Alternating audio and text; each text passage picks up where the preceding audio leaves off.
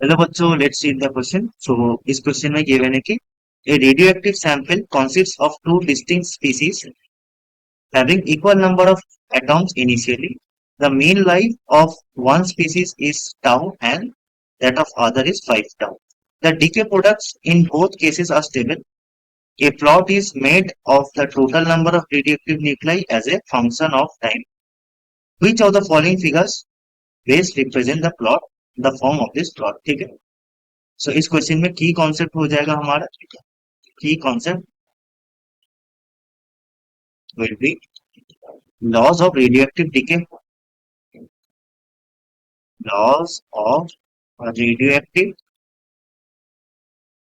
radioactive decay.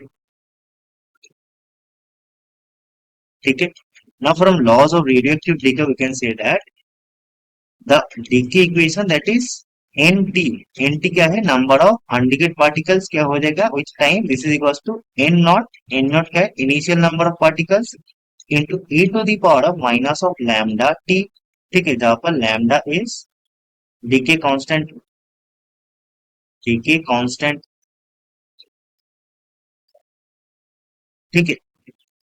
सो अगर इसको देखेंगे, सो एन टी क्या है, N T is N naught A to the power minus lambda T. ये क्या है, it is a continuously decreasing function. ठीक है, this is a continuously, continuous decreasing, decreasing function. ठीक है। तो यहां से हम क्या क्या कंक्लूजन ले आ सकते हैं, दैट बोथ स्पीसीज, यहाँ पर क्या गिवन है कि बोथ स्पीसीज, टू स्पीसीज है। ठीक है। So both species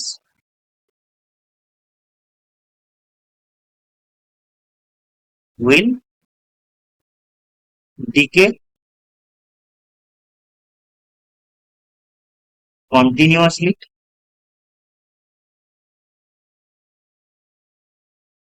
with time।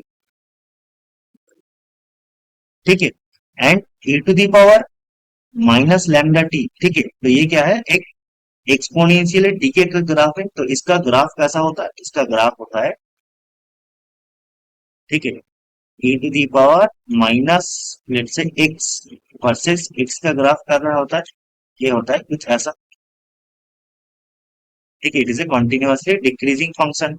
Okay. तो यहाँ पर कौन सा ग्राफ सही होगा, तो यहाँ पर हम देख के बोल सकते हैं कि ये जो ग्राफ है, ठीक है, ऑप्शन नंबर डी हमारा सही हो जाएगा। ठीक है, यहाँ पर एन वर्सेस टी ग्राफ में हम देख सकते हैं कि N is decreasing time to time. ठीक है, तो ऑप्शन डी सही हो जाएगा। अगर बाकी ऑप्शन को देखें तो ऑप्शन ए में क्या दिख रहा है कि पहले इट इज कांस्टेंट। ठीक है, the number of atoms is constant initially. ठीक है, but this is not possible। ठीक है, this is not possible। number of atoms और एक number of nuclei cannot be constant, cannot,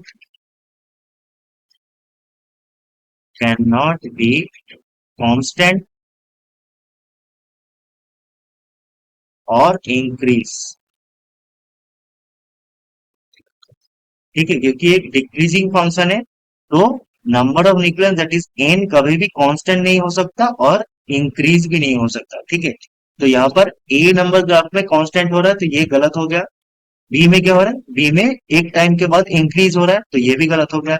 यहाँ पर क्या हो रहा है, डिक्रीज हो रहा है फिर इंक्रीज हो रहा है, तो ये भी गलत हो गया। ठीक है, सो ऑप्शन नंबर डी हमारा सही ऑप्शन होगा। ठीक, hope you understand it, best of luck.